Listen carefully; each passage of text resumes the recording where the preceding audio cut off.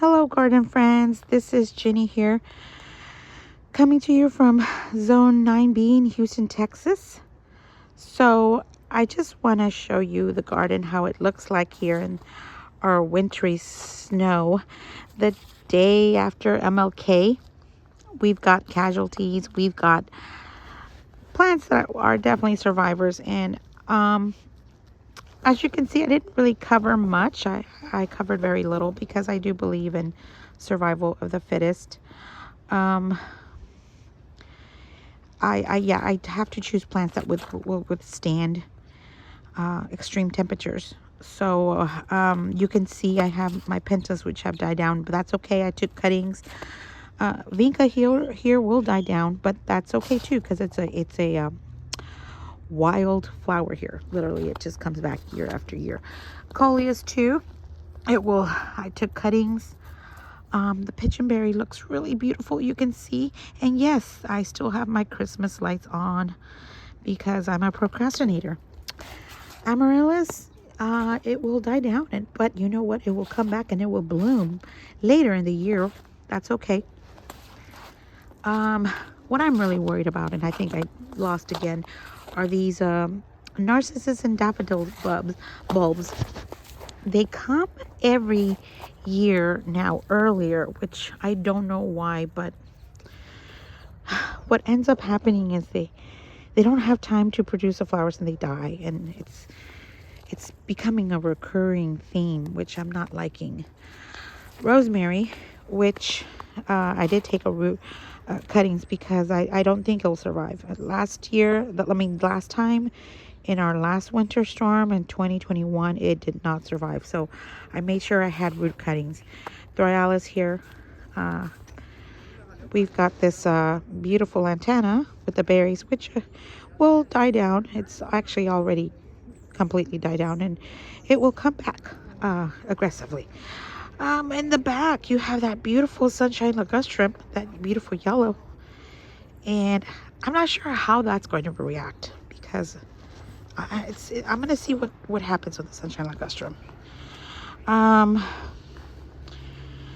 We have here Flamicanthus Benny's Gold, which I really don't want it to come back. I'm not really impressed with that plant. The Flame Sizzler Firebush.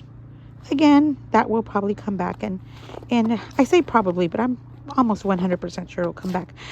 The heavy metal switchgrass, which I really recommend everyone purchase, even if you're not a grass lover. I really recommend it. It's beautiful. It's so architectural. I love it. This is the Mystic Spires salvia, which I have fallen in love with. You can see it was still blooming, and it just performed so wonderful here in the garden. And this is how I protected my Satsuma, which now I look back and I think, I don't think it was enough. I hope I don't lose it. This, I will be sad if I did lose it because it just, it's expensive. These Satsumas are really pricey. This is all the insulation I provided, which I don't think it's enough, honestly. Oh wow. Underneath this layer, we have some ranunculus, and you can see it was starting to sprout out, which I'm hoping will also make it. I don't know, guys. Kind of scared. Okay, let's go over here. And I don't mind really showing you all of the garden because it just looks so lovely. That's the beauty about snow. It makes everything so beautiful. Even your weedy garden, because the garden just covers everything, including the weeds. Look at this. Isn't this just lovely? The berries. This is Pyracantha. I've seen some birds. Again, under normal circumstances, I would not be showing you this, but it just, oh wow. We have the Cephrin Druhine Rose Climber and this giant milkweed, which will also come back. Let's go over here in the front. We've got here elderberry, and this area is full of weeds.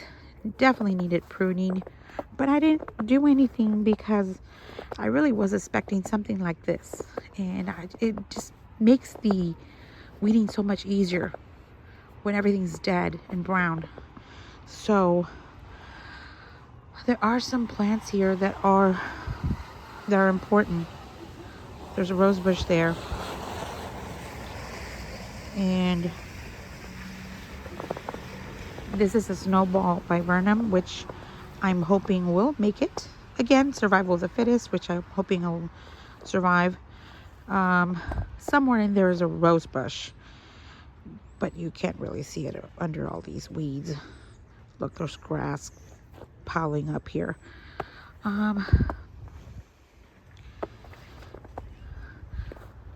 Okay, and yeah, so all of this is gonna come down. But I wanted to make sure, I wanted for something like this to occur so it could make it easier for me.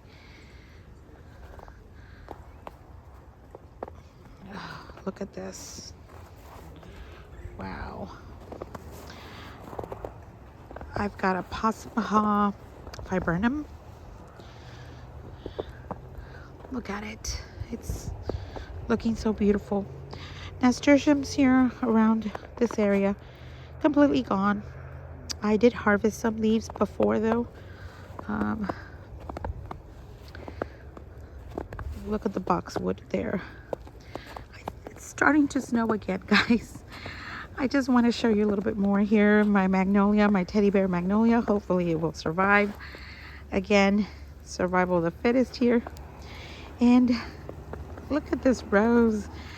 I can't remember the name of it. It's this tiny little, I want to say little buckaroo. I want to say that, but I'm not sure. Little buckaroo. It's a climber, but it's beautiful. Now next to it, we've got Prada Barbados, which it's a trooper. It hangs in there, even though it's a subtropical plant. And then you have here, I'm not sure the scientific name of this plant, but it's a Crucita. And you can see the way the snow just falls on the seed head. Lemongrass, which I did not protect because, you know, it's just so, I don't mind losing it. They sell it really cheap over here if it dies, so I'm not worried. But look at all this weedy area. So I thought, you know what, I'm just gonna wait for something like this or extreme weather to come to freeze everything so I can quickly pull it out of the ground. Duranta Evergold, which will come back. And again, I'm saying this because we've had weather like this before, and most of the plants came back. But I want to show you now the area in the back. Again, under normal circumstances, it looks horrible with all the weeds that need to be weeded out. Look at the purple heart. Oh my gosh. This plant is invisible. I mean, invisible. Okay, that's not what I wanted to say. But look at this beautiful junipers, Blue Point junipers. It looks so cute with the snow. The Blue Point junipers. Gorgeous. More junipers here. Okay, so this is, again, very little plants got protected. But look at these plants. I purchased this little mini greenhouse, and you can see inside I got rue, I got passion vine, I got some parsley. And the passion vine, I had purchased it in the fall, but I really hesitated to planting it because I thought, you know what, no, it will probably get killed if we have snow, and it will not come back. I learned that passion vine, it won't survive. At least for me, it won't. So maybe if I protect it, which in the past I have not. So I thought I'll just wait and plant in early spring. Not all plants got covered. Not all pots, I mean. This pot did not get covered because I either took root cuttings or the plants are just really cheap. We've got some of that climbing or sprawling pentas. And those are really cheap in the spring. I'm not going to cover those. The Diamond Frost Euphorbia, I took root cuttings, and again, the rosemary. Dr. Pepper plant, which I will caution, like, be careful with this crazy plant. I really just, it's a monster. I'm so glad this will die down. It'll come back, but look at all this. It's just too much for me. So yes, this is a mess here, but it still looks quite lovely. Okay, I'm seeing it's not focused. Okay, so yeah, you can see here. So I'll stop here. It's getting super cold and I'm starting not to feel my feet, and yeah, I'm gonna end it here. Thank you for joining me on my garden walk here. I will definitely have a follow-up on how the garden will look like after, because it will be a mess. Lots of plant dead matter. It will be a mess, and but that's gardening for us, right? Thank you again. Be safe. Goodbye.